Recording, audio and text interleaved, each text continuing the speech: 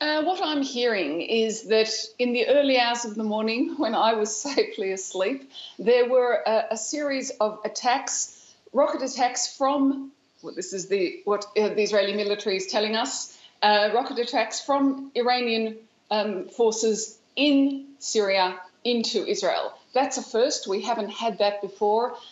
Interestingly, 20 rockets were fired in a barrage against an Israeli military target. 16 didn't reach Israel. 4 were intercepted by the Iron Dome anti-missile service system. So nothing actually hit, but nevertheless, Israel has carried out extensive retaliatory airstrikes against Iranian targets in Syria. So we have seen no strikes in Lebanon, a warning to the Syrians, to Bashar al-Assad, not to take part. This is not against you.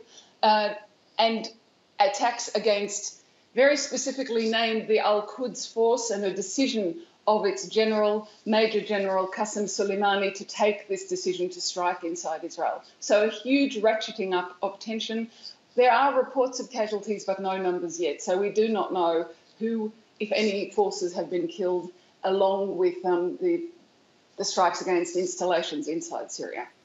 So, Iris, as you say, exceptional firing, but also exceptional because Israel doesn't normally acknowledge or even talk about such firings, does it?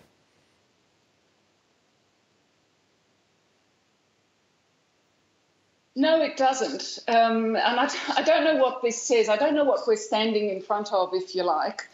I do know that this was cleared with the Russians. So the Russians know. The Syrians were told to stay out of it. There was no attack in Lebanon. Israel is making it plain that this is an attack against Iran for an Iranian decision to fire into Israel. So we've seen an increase in tension between the two powers, but we've never seen a direct skirmish like this between them. They don't share a border, so of course we haven't seen something like this before. But now with the Iranian presence in Syria, which Israel has long said is unacceptable, if they are going to start building precision-guided rockets that can fire against civilian targets inside Israel. That's Israel's red line, they say. So now we're seeing what it means. And it means that Israel feels it's free to attack any Iranian target inside Syria if there's an attack against it. Iris, thanks very much. Iris Makler there, joining us from Jerusalem with the latest position from the Israelis. Let's cross to the other side. We're going to talk to Tehran now, speak to our correspondent Reza Sayah, who joins us from there. Reza, no responses yet from Iran, you were telling me, but caution perhaps there at this stage?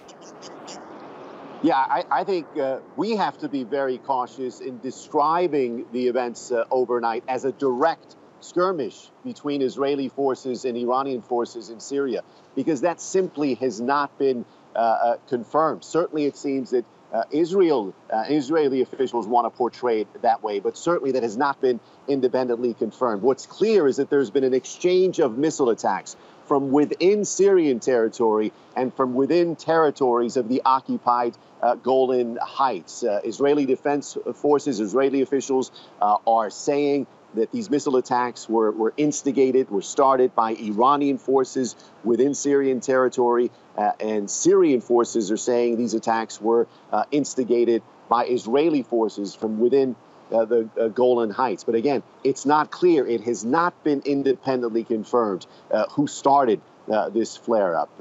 And I think what's important now more than ever is to attribute where these claims, where these reports are coming from. Certainly, Israeli defense forces are putting the blame on Iranian forces within Syrian territory. That has not been independently confirmed. And Iranian officials are remaining quiet. They're not blaming the Israelis.